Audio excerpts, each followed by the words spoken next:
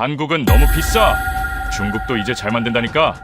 지금 유럽에서 믿기 어려운 일이 벌어졌습니다. 그리스는 가격이 지나치게 높다는 이유로 한국 조선소의 제안을 거절하고 중국과 계약했죠. 반면 터키는 한국을 선택했습니다. 그리스는 이를 두고 돈이 남아도나 보지. 같은 배를 왜 그렇게 비싸게 사? 라며 터키를 조롱했습니다. 하지만 3년 뒤 그리스 유조선에서는 1127개의 용접 균열이 폭발적으로 쏟아져 나왔고 터키의 한국 유조선은 예정일 그대로 완성돼 파도를 미끄러지듯 가르며 출항했습니다. 터키를 비웃던 그리스가 결국 한국에 SOS를 보낼 수밖에 없었던 그날, 전 세계는 단 한 문장으로 이 사건을 요약했습니다. 정답은 처음부터 한국이었다. 도대체 그리스는 왜 잘못된 선택을 했고 한국은 어떻게 이 모든 문제를 해결해낸 것일까요? 지금 어디서 시청 중이신가요? 좋아요, 구독 잊지 마세요. 안녕하세요. 저는 시저 마리노스입니다. 아테네 선사협회 대회의실에는 27명의 임원이 앉아 있었습니다. 천장에 형광등이 차갑게 빛나고 있었고 창밖으로는 에게해의 잔잔한 파도 소리가 희미하게 들려왔죠. 제 심장은 평소보다 조금 빠르게 뛰고 있었어요. 2개의 제안서가 제 앞에 놓여 있었고 저는 그중 하나를 선택해야 하는 기술검사관이었습니다. 첫 번째 제안서는 한국에서 왔어요. 박도현이라는 이름의 기술이사가 보낸 것이었죠. 표지는 깔끔했고 내용은 지나치게 상세했습니다. 아니, 제게는 그렇게 보였어요. 그는 제안서 17페이지에 이렇게 적어놓았더군요. 용접 검사 단계만 37개 항목, 품질 검증 시간만 18개월 필요, 탱크 내부 코팅 두께 오차 허용 범위는 단 0.2mm라고 말이죠. 저는 그 숫자들을 보며 고개를 저었습니다. 과하다는 생각이 들었어요. 박도연은 회의 중 화상으로 연결되어 이렇게 말했죠. 생명을 싣는 배라는 점을 잊지 말아야 한다고 18개월이라는 시간은 안전을 위한 최소한의 기간이라고 강조했습니다. 저는 그의 말투에서 고집스러운 원칙주의를 느꼈어요. 아버지 세대의 낡은 방식 같다는 생각도 들었습니다. 두 번째 제안서는 중국 칭다오 조선소에서 왔어요. 위창이라는 프로젝트 매니저가 작성한 것이었죠. 그의 제안은 단순했습니다. 12개월 완공, 비용은 한국의 65%, 진척률은 매월 보고하겠다는 내용이었어요. 저는 그 간결함이 마음에 들었습니다. 복잡한 절차 대신 효율을 강조하는 방식이 현대적으로 느껴졌죠. 회의가 진행되는 동안 저는 두 제안서를 비교했습니다.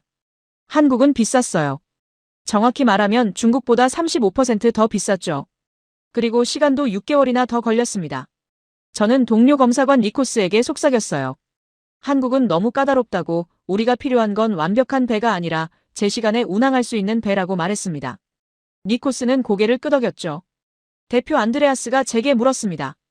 기술적 관점에서 어느 쪽이 합리적인지 의견을 달라고 했어요. 저는 잠시 망설였습니다. 아버지의 목소리가 머릿속을 스쳤거든요. 아버지는 항상 이렇게 말씀하셨죠. 싸구려 배는 반드시 사람을 배신한다고요. 하지만 저는 그 생각을 밀어냈습니다. 시대가 바뀌었다고 생각했어요. 중국 조선 기술도 많이 발전했고 우리는 비용과 시간을 모두 절약할 수 있다고 판단했죠. 저는 안드레아스에게 대답했습니다. 중국 제안이 더 실용적이라고 한국은 지나치게 보수적인 기준을 고집한다고 말했어요. 회의실에는 동의하는 분위기가 흘렀습니다. 27명 중 23명이 중국 선택에 찬성했어요. 저도 그중 한 명이었죠. 우리는 위창과 계약서에 서명했습니다. 12개월 후면 새 유조선이 우리 손에 있을 거라는 기대가 회의실을 가득 채웠어요. 계약 체결 3일 후였습니다. 제 이메일에 업계 뉴스 알림이 도착했어요. 제목은 이랬죠. 터키 국영 해운사, 한국 조선소와 유조선 건조 계약 체결이라는 내용이었습니다. 저는 기사를 클릭했어요. 터키는 우리와 비슷한 시기에 발주를 준비하고 있었고 우리와 똑같은 두 제안서를 받았다고 했죠. 그런데 터키는 한국을 선택했습니다. 저는 화면을 보며 피식 웃었어요. 비싼 한국을 고르다니 어리석다는 생각이 들었죠. 터키 담당자들이 숫자를 제대로 읽을 줄 모르는 건 아닐까 하는 의심도 들었습니다. 저는 니코스에게 메시지를 보냈어요. 터키가 한국을 선택했다는 소식을 전하며 저희는 현명한 선택을 했다고 덧붙였죠. 니코스는 웃음 이모티콘을 보내왔습니다. 우리는 축배를 들었어요. 중국과의 계약이 성공적이라고 12개월 후면 터키보다 먼저 배를 받을 거라고 자신했죠. 저는 그날 밤 집으로 돌아가는 길에 아버지 무덤에 들렀습니다. 묘비 앞에 서서 혼잣말을 했어요. 아버지, 시대가 변했습니다. 이제는 효율이 중요한 시대라고 과도한 원칙은 오히려 발목을 잡는다고 말했죠. 저는 제 선택이 옳다고 믿었습니다. 중국은 우리에게 빠르고 저렴한 해결책을 제시했고 우리는 그것을 받아들였어요. 하지만 그때는 몰랐습니다. 12개월이 아니라 24개월이 걸릴 거라는 사실을요. 비용 절감이 아니라 손실의 시작이라는 것도요. 그리고 터키가 비웃음의 대상이 아니라 정답을 선택한 나라였다는 진실도 몰랐죠. 저는 그날 밤 서재에서 박도현의 제안서를 다시 펼쳤습니다. 18개월이라는 숫자가 눈에 들어왔어요. 용접 검사 37개 항목이라는 문장도 보였죠. 저는 그것들을 보며 고개를 저었습니다. 여전히 과하다고 생각했거든요. 그 순간 저는 아직 깨닫지 못했어요. 진짜 과한 것은 한국의 기준이 아니라 제 오만이었다는 사실을요. 그리고 그 오만이 저를, 우리 회사를, 그리스 전체를 어디로 이끌지 전혀 예상하지 못했습니다. 11월의 차가운 바람이 창문을 흔들었어요. 저는 제안서를 덮고 불을 껐습니다. 내일부터는 중국 조선소와의 본격적인 협업이 시작될 예정이었죠. 저는 기대에 차 있었어요. 하지만 그 기대는 곧 악몽으로 바뀔 운명이었습니다. 4개월이 지났을 때였습니다. 제 이메일 수신함에 위창으로부터 첫 번째 월간 진척 보고서가 도착했어요. 파일 크기는 2.3MB였고 PDF 형식이었어요. 저는 커피를 한 모금 마시며 파일을 열었죠. 4개월이 지났으니 진척률은 최소 33%는 되어야 정상이었습니다. 제 손가락은 마우스 위에서 미세하게 떨리고 있었어요. 보고서 3페이지에 적힌 숫자를 봤습니다. 진척률 52%. 저는 안도의 한숨을 내쉬었어요. 예상보다 훨씬 빠른 속도였죠. 위창은 보고서에 이렇게 적어 놓았습니다. 선체 조립 85% 완료, 용접 작업 68% 진행 중, 일정 대비 19% 앞서 있다고 말이죠. 저는 니코스에게 메시지를 보냈어요. 중국 프로젝트가 예상보다 빠르게 진행되고 있다고, 우리 선택이 옳았다고 전했습니다. 니코스는 엄지를 치켜 세운 이모티콘을 보내왔죠. 하지만 보고서 7페이지를 넘기는 순간 뭔가 이상함을 느꼈습니다. 용접 품질 검사 항목이 비어 있었어요. 정확히 말하면 한국 제안서에 있던 37개 검사 항목 중 단 9개만 기록되어 있었죠. 나머지 28개 항목은 아예 언급조차 되지 않았습니다. 저는 화면을 확대해서 다시 봤어요. 혹시 제가 놓친 게 있나 싶어서요. 없었습니다. 저는 위창에게 이메일을 보냈습니다. 용접 품질 검사 항목이 누락된 것 같다고 전체 37개 항목에 대한 데이터를 요청한다고 적었어요. 답장은 6시간 후에 왔죠. 위창은 간단하게 답했습니다. 핵심 항목만 검사하고 있으며 나머지는 최종 단계에서 일괄 처리할 예정이라고요.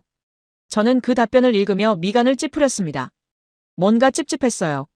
하지만 진척률이 52%라는 숫자가 그 불안을 덮어버렸죠. 저는 스스로에게 말했습니다. 중국은 효율적으로 일하는 거라고 한국처럼 모든 걸 세세하게 체크할 필요는 없다고요. 그날 오후 업계 뉴스 알림이 또 도착했습니다. 제목을 보는 순간 손이 멈췄어요. 터키 한국 유조선 프로젝트 4개월 차 진척률 100% 달성이라는 내용이었죠. 저는 기사를 클릭했습니다. 터키 프로젝트는 정확히 예정된 일정대로 진행되고 있었어요. 용접 검사 37개 항목 전부 완료, 품질 편차 0.1mm 이내 유지, 지연사항 제로라고 적혀 있었습니다. 저는 화면을 응시했어요. 우리 프로젝트는 52% 진척에 용접 검사 항목 9개만 완료, 터키 프로젝트는 100% 일정 준수에 검사 항목 37개 전부 완료였죠. 숫자상으로는 우리가 더 빨라 보였지만 뭔가 석연치 않았습니다. 저는 니코스에게 전화를 걸었어요. 터키 소식을 들었냐고 물었죠. 니코스는 들었다고 답했습니다. 그러면서 이렇게 덧붙였어요. 한국은 느리지만 정확하게 간다고, 우리는 빠르게 간다고 말했죠. 저는 그 말에 동의했습니다. 속도가 중요하다고 터키는 18개월이라는 긴 시간을 감수하고 있지만 우리는 12개월 안에 끝낼 거라고 확신했어요. 하지만 마음 한구석이 불편했습니다. 한 달 반쯤 지나서 두 번째 진척 보고서가 도착했어요. 이번에는 파일 크기가 1.8MB로 줄어 있었죠. 저는 그 사실을 이상하게 여겼습니다. 프로젝트가 진행될수록 보고서는 두꺼워지는 게 정상인데 오히려 얇아졌거든요. 보고서를 열었습니다. 진척률 64%. 6주 만에 12% 증가였어요. 나쁘지 않은 속도였죠. 하지만 이번에도 용접 검사 항목은 여전히 9개만 기록되어 있었습니다. 저는 다시 위창에게 이메일을 보냈어요. 이번에는 조금 더 강하게 요구했죠. 전체 검사 항목에 대한 데이터가 필요하다고, 이건 계약 조건에 명시된 사항이라고 적었습니다. 위창의 답장은 이번에도 짧았어요. 검사는 진행 중이며 최종 보고서에 모든 데이터를 포함하겠다고 했죠. 그러면서 한 문장을 덧붙였습니다. 한국은 1mm까지 따지는 과한 기준을 고집하지만 우리는 실용적 기준으로 진행하고 있다고요. 저는 그 문장을 읽으며 고개를 끄덕였습니다. 맞는 말이라고 생각했어요. 한국은 지나치게 완벽주의적이고 중국은 현실적이라고 판단했죠. 저는 동료들에게도 그렇게 말했습니다. 한국은 과학의 절차가 많다고 우린 실속을 택한 거라고 강조했어요. 하지만 그날 밤 저는 잠을 제대로 이루지 못했습니다. 꿈속에서 아버지가 나타났어요. 아버지는 조선소 탱크 안에 서 계셨죠. 손전등을 들고 용접선을 비추시면서 이렇게 말씀하셨습니다. 보이지 않는 균열이 가장 위험하다고. 숫자는 거짓말을 할 수 있지만 금속은 거짓말을 하지 않는다고요. 저는 식은땀을 흘리며 깼습니다. 시계를 봤어요. 새벽이었죠. 저는 침대에서 일어나 서재로 갔습니다. 박도연의 제안서를 다시 꺼냈어요. 용접 검사 37개 항목이라는 문장을 다시 읽었죠. 그리고 리창의 보고서와 비교했습니다. 9개와 37개. 그 차이가 갑자기 크게 느껴졌어요. 그로부터 며칠 후 업계 포럼에서 터키 프로젝트 사진이 공유되었습니다. 저는 우연히 그 게시물을 봤어요.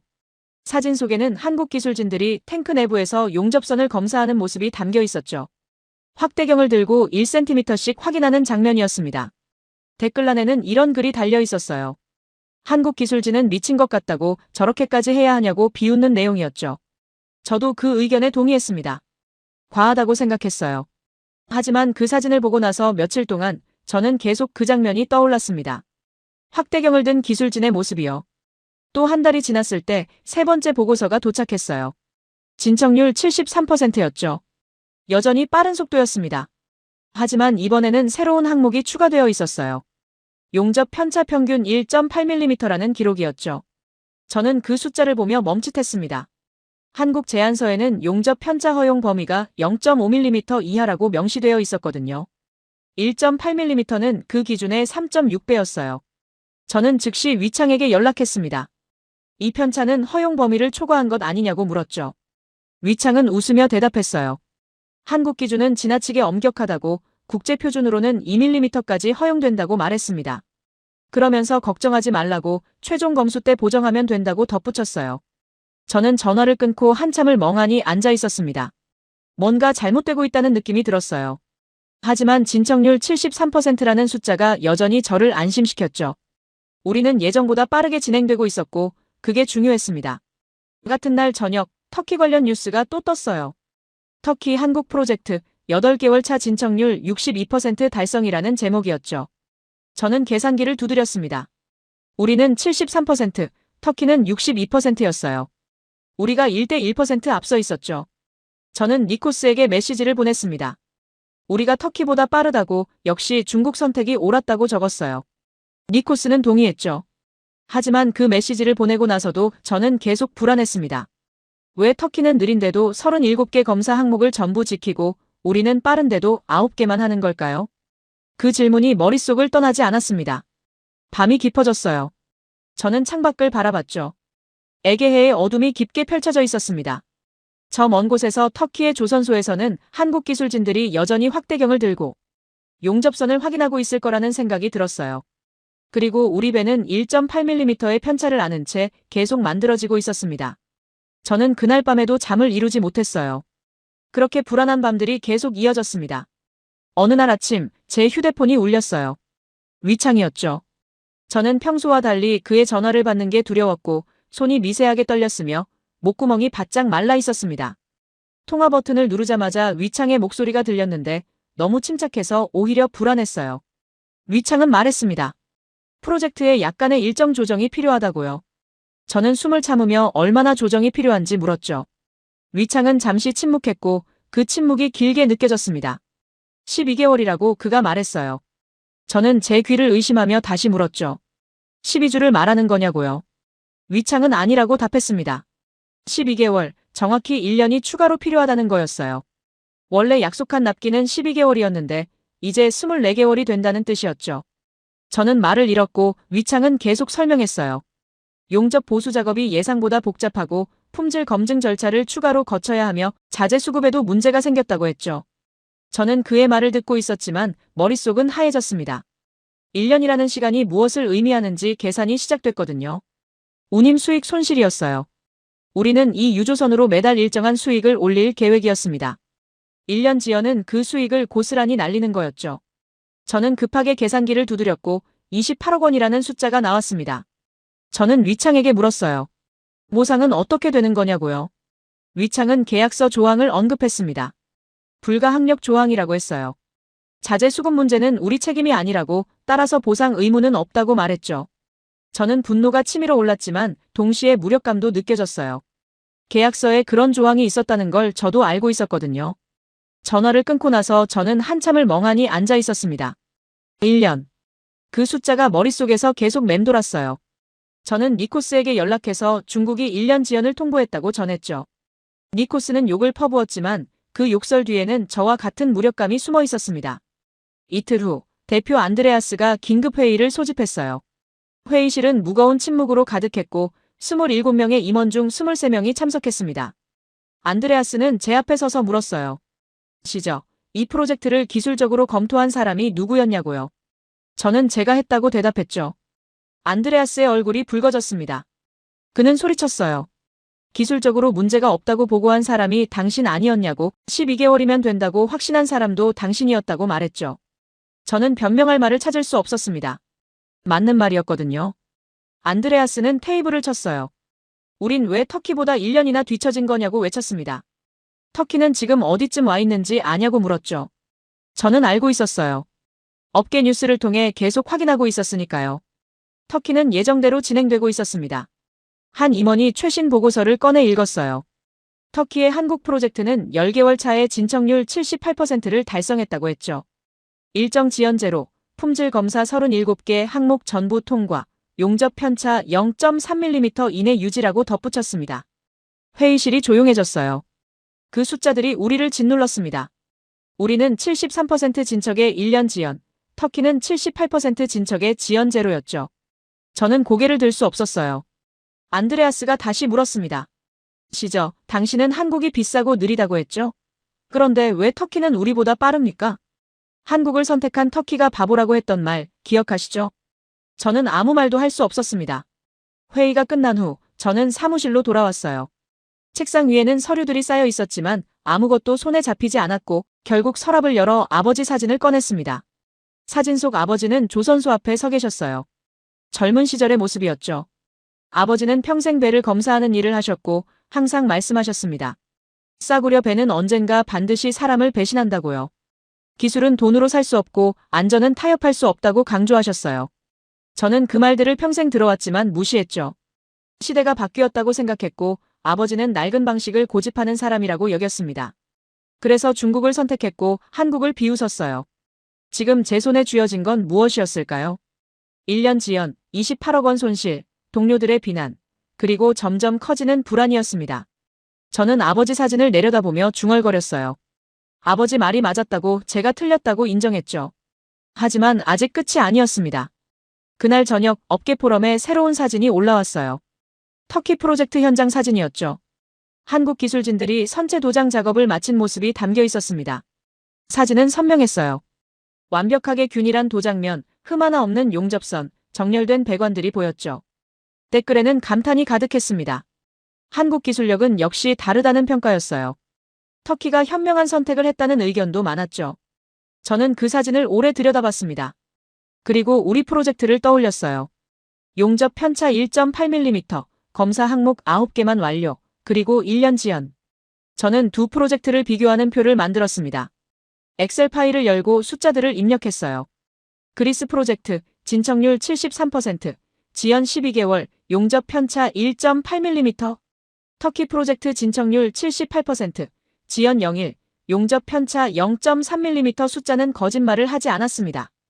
우리는 빠르다고 믿었지만 실제로는 느렸고 저렴하다고 생각했지만 손실이 더 컸으며 실용적이라고 판단했지만 결과는 형편없었어요. 저는 그 표를 프린트했습니다. 그리고 아버지 사진 옆에 놓았죠.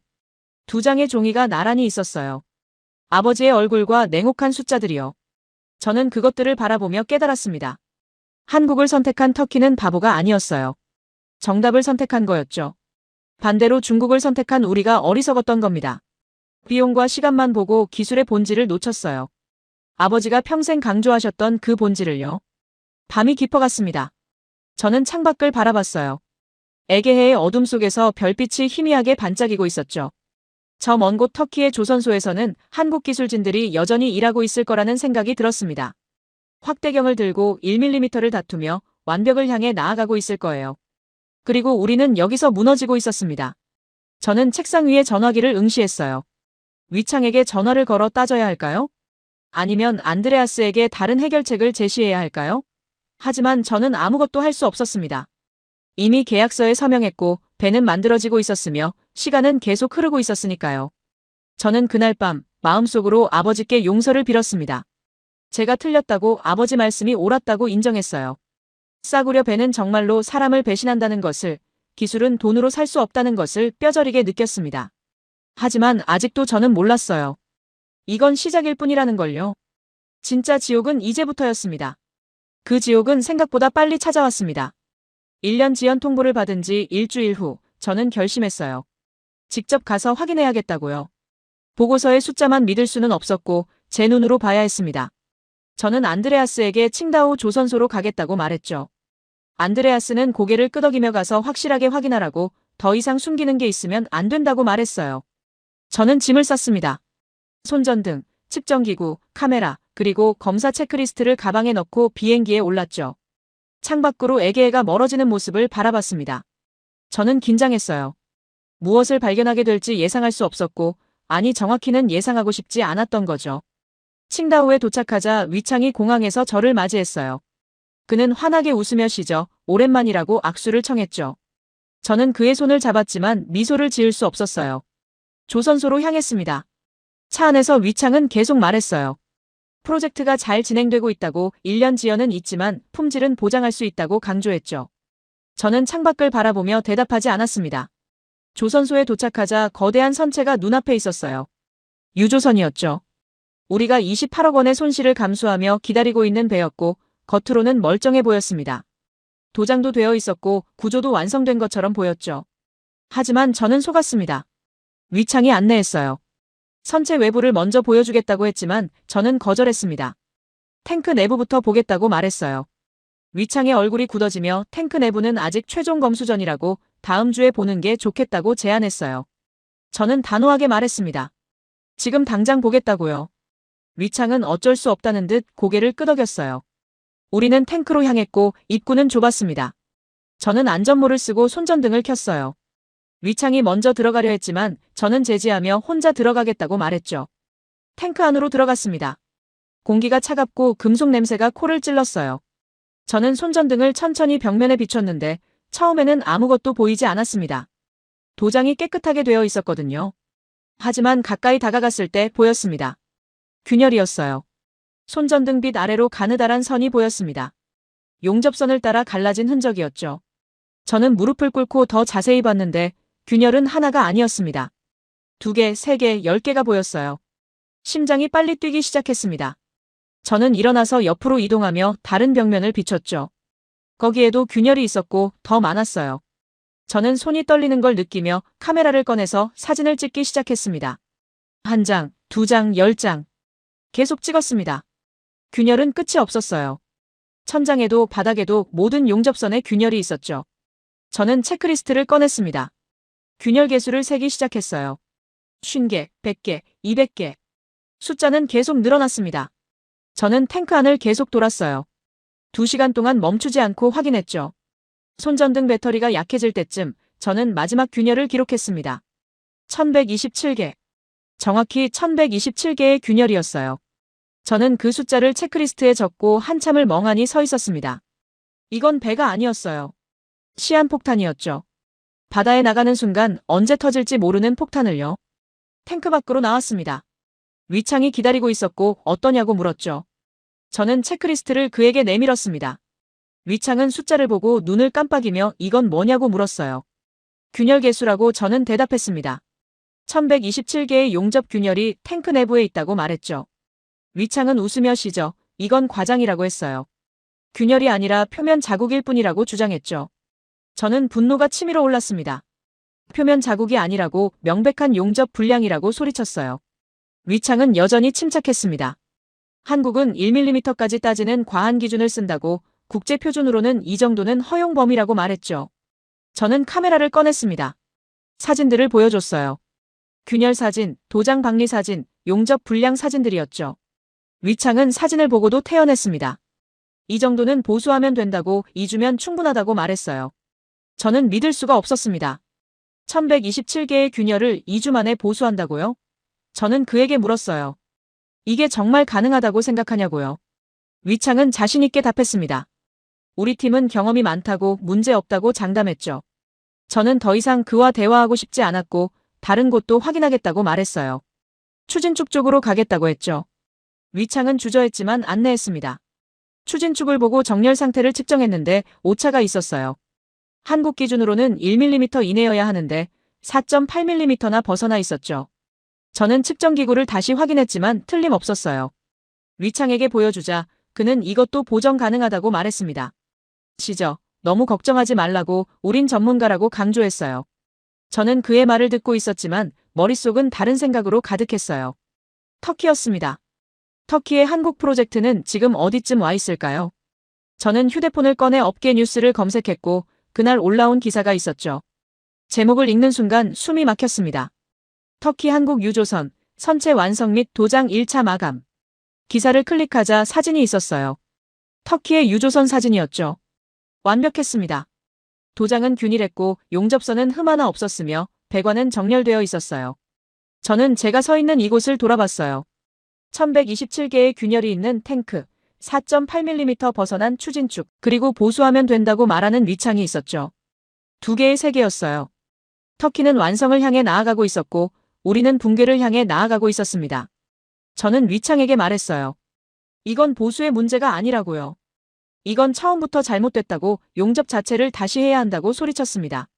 위창은 고개를 저으며 시저, 당신은 과하게 반응하는 거라고 한국 기준에 너무 영향을 받은 거라고 말했죠. 저는 웃음이 나왔어요. 쓴웃음이었죠. 과하게 반응하는 게 아니었습니다. 저는 이제야 정상적으로 반응하고 있는 거였어요. 그동안 제가 비정상이었죠. 한국을 과하다고 비웃고 중국을 실용적이라고 칭찬하며 터키를 바보라고 조롱했던 제가요.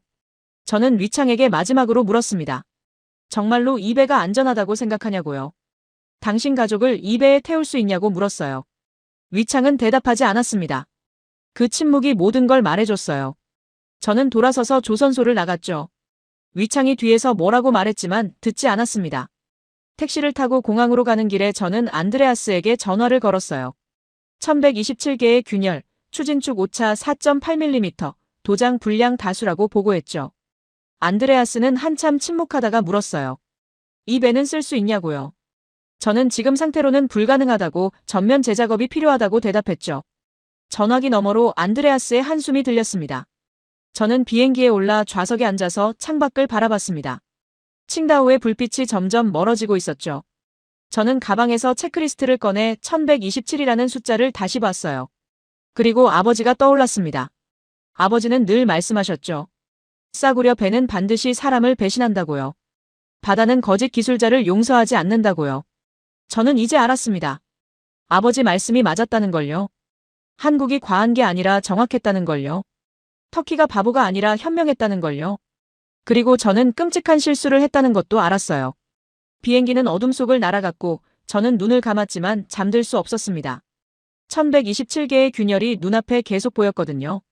그 균열들은 단순한 용접 불량이 아니었습니다. 제 판단의 균열이었고 제 오만의 균열이었으며 우리 회사의 미래에 생긴 균열이었어요. 그리고 그 균열은 이제 막 벌어지기 시작했습니다.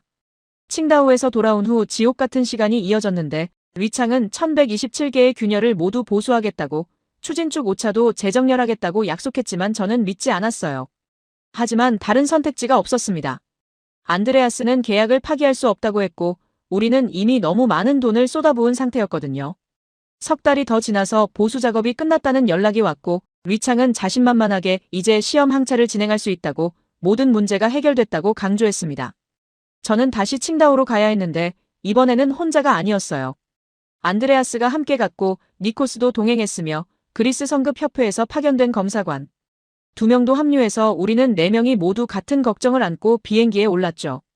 다시 조선소에 도착했을 때 선체는 완성되어 있었고 겉보기엔 멀쩡했습니다. 도장은 새로 되어 있었고 가판은 깨끗했으며 배관들도 정리되어 있었는데 류창은 우리를 맞이하며 자랑스럽게 보수 작업이 완벽하게 끝났다고 이제 시험 항차만 통과하면 인도할 수 있다고 말했어요. 저는 아무 말도 하지 않았고 다음날 새벽 시험 항차가 시작됐습니다. 유조선이 부두를 떠났고 저는 가판에 서 있었는데 바람이 차갑게 불어오는 게 에게해의 바람과는 달리 더 날카롭고 낯설었어요. 안드레아스가 제 옆에 섰지만 한마디도 하지 않았고 저는 그의 긴장을 느낄 수 있었습니다. 엔진이 시동되며 낮은 진동이 발밑에서 느껴졌는데 처음엔 정상적으로 보였죠. 배는 천천히 항구를 벗어나기 시작했고 속도가 올라갔는데 제가 시계를 봤을 때 출항 후 17분이 지난 시점이었습니다. 경보음이 울렸어요. 삐삐삐. 날카로운 소리가 선체 전체에 울려 퍼졌고 저는 즉시 엔진실로 달려갔으며 안드레아스와 니코스도 뒤따라왔는데 계단을 내려가는 동안 경보음은 멈추지 않았습니다.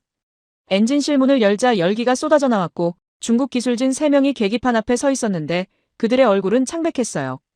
저는 계기판을 보며 진동 수치가 표시된 부분을 확인했는데 빨간색 경고등이 깜빡이고 있었습니다. 숫자를 읽었더니 진동치 17.2mm였는데 한국 기준은 5mm 이하였으니 17.2는 기준의 3.4배가 넘는 수치였어요. 저는 중국 기술진에게 왜 이런 수치가 나오는 거냐고 물었지만 그들은 서로 쳐다보기만 할 뿐 아무도 대답하지 않았고 저는 직접 추진축 쪽으로 가서 측정기구를 꺼내 정렬 상태를 다시 확인했습니다. 석 달 전 제가 측정했을 때는 4.8mm 오차였는데 보수 작업 후니까 당연히 개선됐을 거라고 생각했지만 측정 결과는 충격적이었어요. 오차는 여전히 4.8mm였고 아무것도 바뀌지 않았는데 위창이 완벽하게 보수했다던 작업은 거짓이었던 거죠. 저는 분노가 치밀어 올라 가판으로 올라가서 위창을 찾았고 그는 선교에 있었습니다. 저는 그에게 다가가서 측정 결과를 보여주며 추진축 오차가 그대로라고 아무것도 고치지 않았다고 소리쳤는데 위창은 당황하며 그럴 리 없다고 말하고는 보수 작업 보고서를 보여주겠다고 했어요. 저는 보고서 따위 필요 없다고 숫자가 모든 걸 말해준다고 이 배는 지금 당장 항구로 돌아가야 한다고 외쳤고 안드레아스도 동의하며 더 이상 시험을 계속할 수 없다고 위험하다고 판단했습니다. 하지만 배는 계속 나아가고 있었어요. 선장은 중국인이었고 위창의 지시를 따르고 있었는데 위창은 선장에게 계속 항해하라고 명령하며 일시적인 오류일 뿐이라고 곧 안정될 거라고 주장했죠. 저는 믿을 수가 없었습니다. 진동치 17.2mm가 일시적 오류라고요? 추진축 오차 4.8mm를 무시하고 계속 항해하라고요? 저는 안드레아스에게 우리가 직접 선장에게 지시해야 한다고 말했지만 안드레아스는 고개를 저으며 계약상 시험 항차 중에는 중국 측이 운영권을 갖는다고 우리는 관찰자일 뿐이라고 강제할 권한이 없다고 말했고 저는 무력감을 느꼈어요. 1시간이 더 지났는데 경보음은 간헐적으로 울렸고 진동은 계속됐으며 저는 가판에서 바다를 바라보고 있었습니다. 니코스가 제게 다가와서 휴대폰을 건네주며 이걸 보라고 했는데 화면에는 소셜미디어 게시물이 떠 있었고 터키 해운 당국 공식 계정에 동영상이 하나 업로드되어 있었어요. 저는 재생 버튼을 눌렀습니다. 영상이 시작되자 터키의 한국 유조선이 바다 위를 순항하고 있었는데 카메라는 선체를 천천히 따라갔고 엔진 소리는 부드러웠으며 물보라는 규칙적으로 일어나고 있었어요. 자막이 떴는데 해상시험 완벽 통과, 진동수치 4.2mm로 한국 기준 이내, 추진축. 정렬 오차 0.3mm, 모든 시스템 정상 작동이라고 적혀 있었습니다. 저는 영상을 멈추지 않고 끝까지 봤는데 터키 유조선은 완벽했어요. 파도를 가르며 나아가는 모습이 안정적이었고 가판 위에 터키 관계자들은 웃고 있었으며 한국 기술진들은 자신감 있는 표정으로 서 있었죠. 저는 제가 서 있는 이 배를 돌아봤는데 경보음이 또 울렸고 삐삐삐 진동은 멈추지 않았으며 위창은 여전히 괜찮다고 말하고 있었고 중국 기술진들은 당황한 표정으로 계기판만 쳐다보고 있었어요. 2개의 세계였습니다. 터키는 완벽한 시험 항차를 마치고 있었고 우리는 경보음 속에서 표류하고 있었는데 같은 유조선, 같은 목적이었지만 완전히 다른 결과였죠. 저는 니코스에게 휴대폰을 돌려주며 우린 폭탄을 샀고 터키는 정답을 샀다고 중얼거렸고 니코스는 아무 말도 하지 않았는데 그럴 필요가 없었어요. 우리 모두 알고 있었으니까요. 한국을 비웃고 중국을 선택한 우리가 얼마나 어리석었는지를요. 3시간 후 배는 마침내 항구로 돌아왔는데 위창은 일시적 문제였다고 말하며 재조정하면 된다고 다시 시험 항차를 하면 된다고 주장했지만 저는 더 이상 그의 말을 듣지 않았습니다.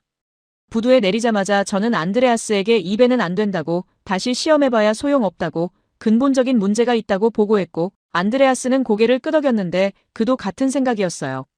호텔로 돌아가는 택시 안에서 저는 창밖을 바라봤는데 칭다오의 밤 풍경이 지나가고 있었지만 아무것도 눈에 들어오지 않았습니다. 머릿속에는 두 개의 장면만 반복되고 있었는데 우리 배의 빨간 경고등과 터키 배의 부드러운 항해가 계속 교차했어요. 그날 밤 저는 잠들 수 없었는데 아버지 목소리가 들리는 것 같았습니다. 바다는 거짓을 용서하지 않는다고, 기술은 타협할 수 없다고 말씀하시는 목소리였고 저는 이제 완전히 이해했어요. 한국 기준이 과한 게 아니었습니다.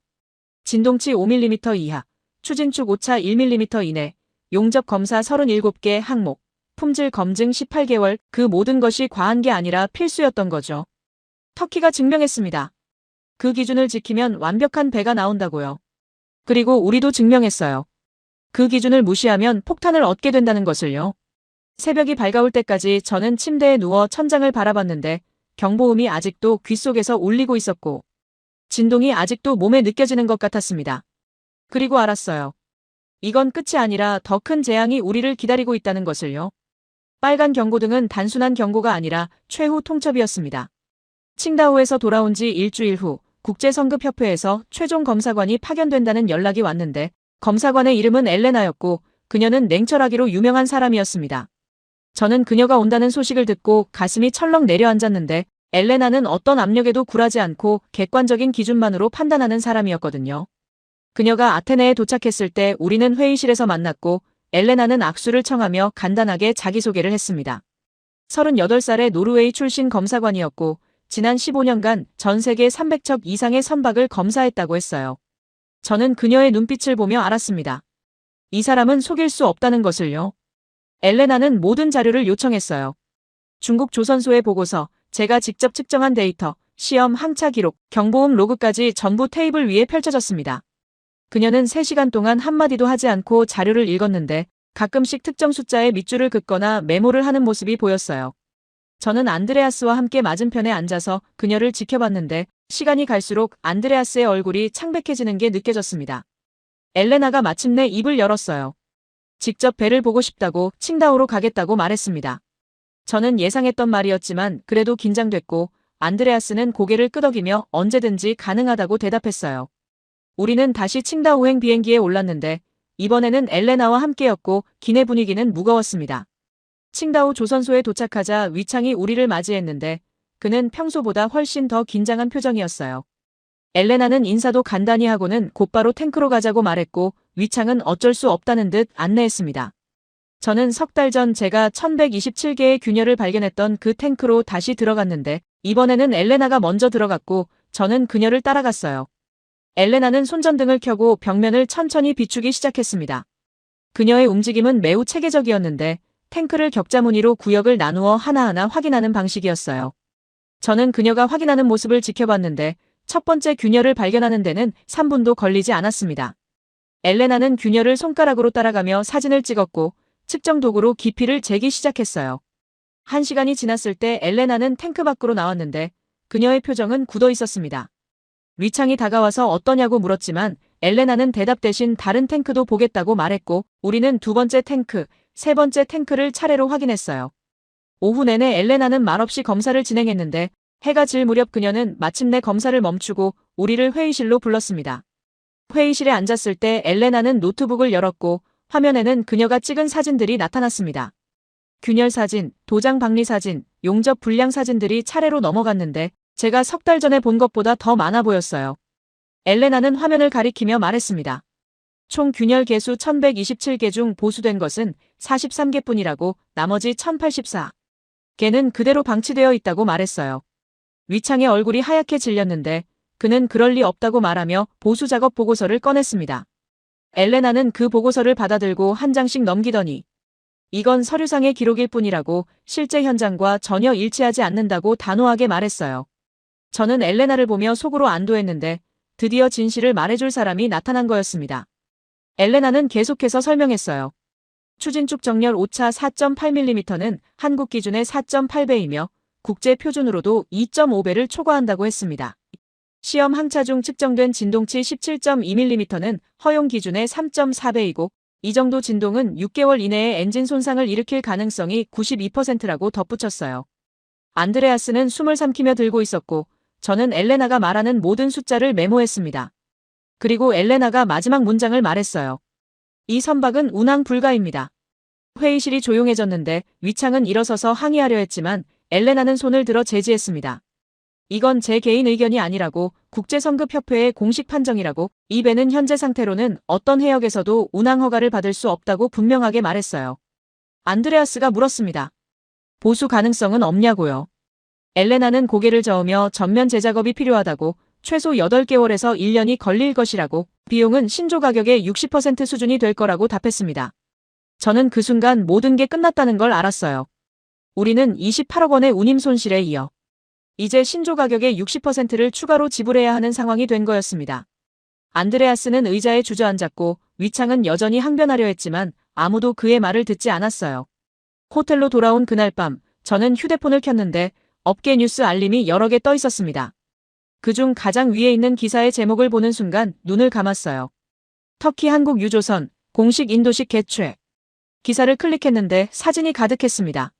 터키 해운 당국 관계자들과 한국 조선소 임원들이 악수하는 사진, 유조선 갑판에서 샴페인을 터뜨리는 사진, 완벽하게 도장된 선체가 햇빛 아래 빛나는 사진들이었어요. 기사 내용에는 이렇게 적혀 있었습니다.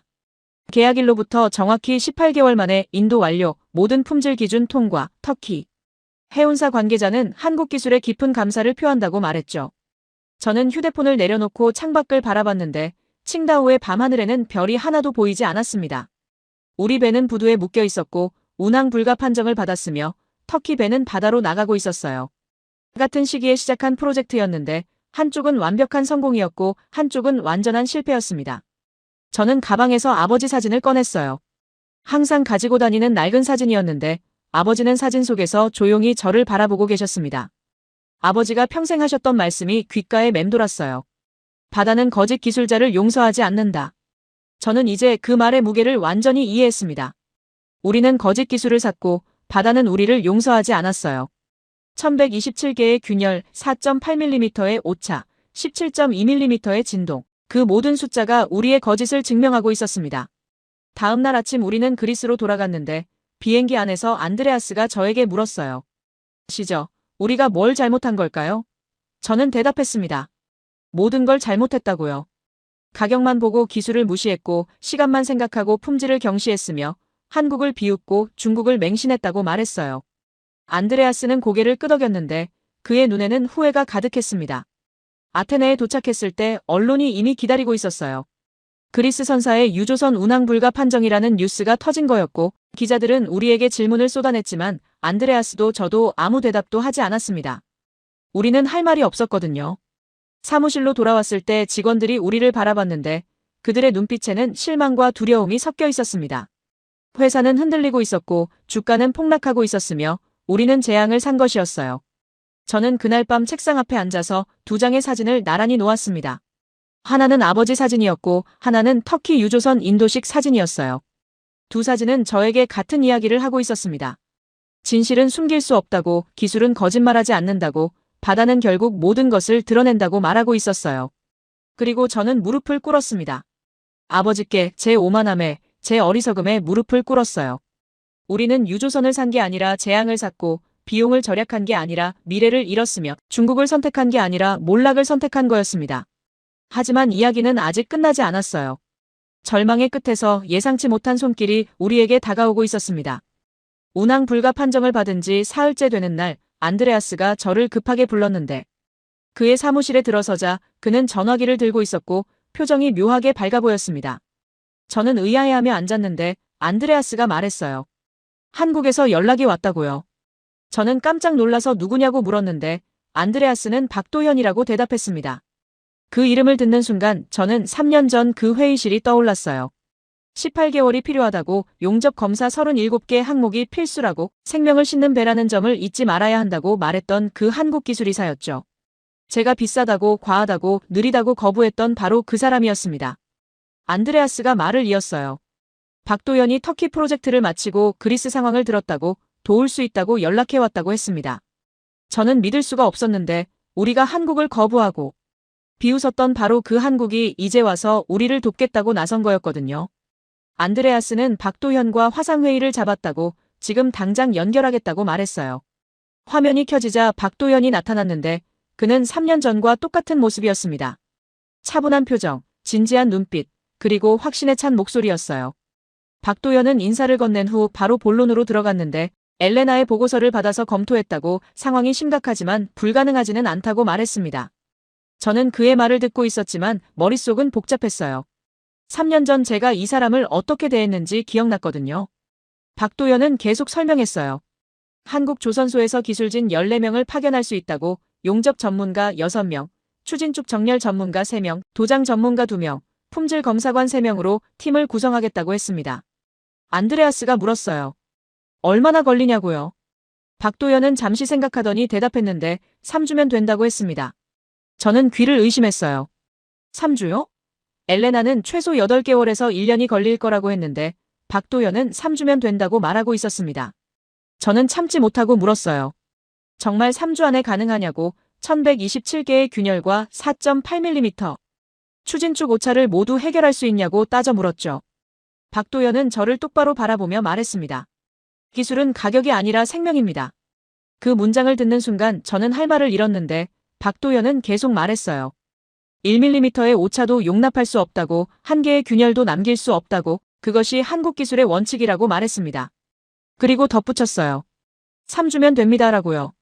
안드레아스가 조건을 물었는데 박도연은 간단하게 대답했습니다. 기술진 파견 비용과 자재비만 받겠다고, 이익은 남기지 않겠다고, 다만 한 가지 조건이 있다고 했어요. 작업 중에는 어떤 간섭도 받지 않겠다고, 한국 방식대로 진행하겠다고, 중국 측 인원은 현장에서 배제하겠다고 말했습니다. 안드레아스는 즉시 동의했고 저도 고개를 끄덕였어요. 일주일 후 인천공항에서 출발한 한국 기술진 14명이 칭다오에 도착했습니다. 저는 안드레아스와 함께 공항에 나가서 그들을 맞이했는데 박도연이 맨 앞에서 걸어 나왔고 그의 뒤로 13명의 기술진이 따라왔어요. 그들은 모두 작업복을 입고 있었고 각자 커다란 장비 가방을 들고 있었으며 눈빛에는 확신이 가득했습니다. 박도연은 저에게 악수를 청했는데 저는 그 손을 잡으며 말했어요. 3년 전에는 죄송했다고, 제가 어리석었다고 솔직하게 사과했습니다. 박도연은 미소를 지으며 과거는 중요하지 않다고, 지금 이 배를 제대로 만드는 게 중요하다고 말했어요. 다음 날 아침 일찍 작업이 시작됐는데 한국 기술진들은 오전 6시에 조선소에 도착해서 저녁 10시까지 일했습니다. 저는 그들의 작업을 지켜봤는데 처음 본 광경이었어요.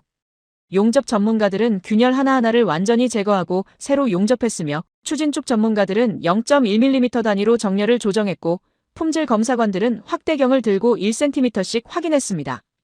일주일이 지났을 때 저는 탱크에 들어가 봤는데 벽면이 달라져 있었습니다. 균열이 사라지고 있었고 용접선은 매끄러워지고 있었으며 도장은 균일해지고 있었어요.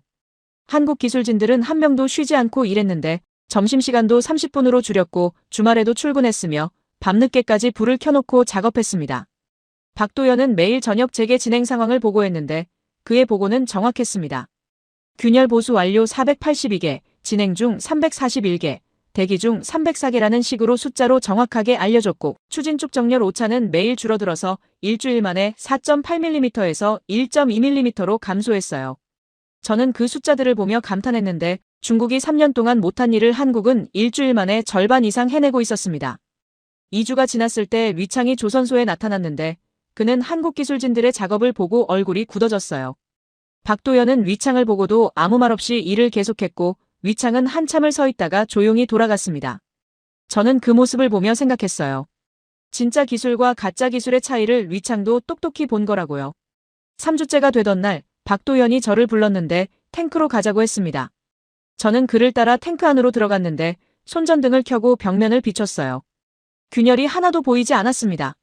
저는 믿을 수가 없어서 가까이 다가가 확인했는데 용접선은 완벽했고 도장은 흠 하나 없었으며 벽면은 마치 거울처럼 매끄러웠어요. 박도연이 말했습니다. 1127개 균열 전부 보수 완료했다고, 추진축 정렬 오차는 0.3mm로 조정했다고, 모든 품질 검사 항목 통과했다고 보고했어요. 저는 그 순간 눈물이 날 뻔했는데 3년 동안 우리를 괴롭혔던 문제가 단 3주 만에 해결된 거였습니다. 박도연은 내일 시험 항차를 진행하자고 제안했고 저는 즉시 동의했어요. 다음 날 새벽 우리는 다시 바다로 나갔는데 이번에는 한국 기술진 14명이 모두 함께했습니다. 엔진이 시동됐고 배가 항구를 벗어나기 시작했으며 저는 긴장하며 엔진실 계기판을 지켜봤어요. 출항 후 17분이 지났는데 3주 전 경보음이 울렸던 바로 그 시간이었습니다. 하지만 이번에는 아무 소리도 나지 않았어요.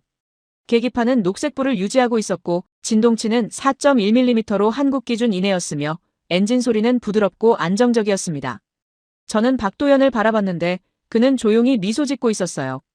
저는 갑판으로 올라가서 바다를 바라봤는데 파도가 규칙적으로 갈라지고 있었고 배는 완벽하게 항해하고 있었으며 하늘은 맑고 푸르렀습니다. 안드레아스가 제 옆에 섰는데 그는 한마디 했어요. 우리가 처음부터 한국을 선택했어야 했다고요. 저는 고개를 끄덕이며 대답했습니다. 맞다고. 터키가 현명했고 우리가 어리석었다고. 하지만 이제라도 배웠다고 말했어요. 시험 항차는 완벽하게 끝났고 배는 항구로 돌아왔으며 한국 기술진들은 짐을 싸기 시작했습니다. 저는 박도연에게 다가가서 감사하다고 말했는데 박도연은 이렇게 대답했어요. 기술은 국적이 없다고, 다만 진실만 있을 뿐이라고. 그리스가 이제 그 진실을 알게 됐으니 다행이라고 말했습니다. 한국 기술진들이 떠나는 날 저는 공항까지 배웅을 나갔는데 박도연은 마지막으로 제 손을 잡고 말했어요. 다음 발주 때는 처음부터 한국을 선택하시라고. 그게 당신의 회사와 선원들의 생명을 지키는 길이라고 조언했습니다. 저는 약속했어요. 반드시 그러겠다고요. 비행기가 하늘로 올라가는 모습을 보며 저는 생각했습니다. 우리는 3년을 헤맸지만 결국 답을 찾았고 28억 원을 잃었지만 더 큰 교훈을 얻었으며 중국을 믿었다가 한국을 알게 됐다고요. 그리고 무엇보다 진짜 기술이 무엇인지 배웠습니다. 3주의 기적은 단순한 기적이 아니었어요. 그것은 30년 축적된 기술력이었고 타협 없는 품질 철학이었으며 1mm도 용납하지 않는 장인 정신이었습니다. 한국은 그것을 증명했고 우리는 그것을 배웠어요. 한국 기술진이 떠난 지 2달 후 그리스 선사협회에서 새로운 유조선 발주를 위한 회의가 소집됐는데 저는 다시 그 익숙한 대회의실에 앉아 있었습니다.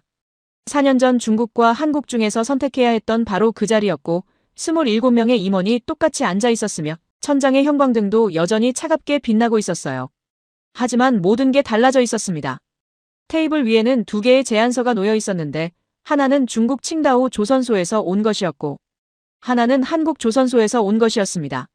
리창은 이번에도 12개월 완공, 비용 절감, 효율적 진행을 강조했고 박도연은 여전히 18개월 필요, 용접 검사 37개 항목 필수, 품질 타협 불가를 주장했어요.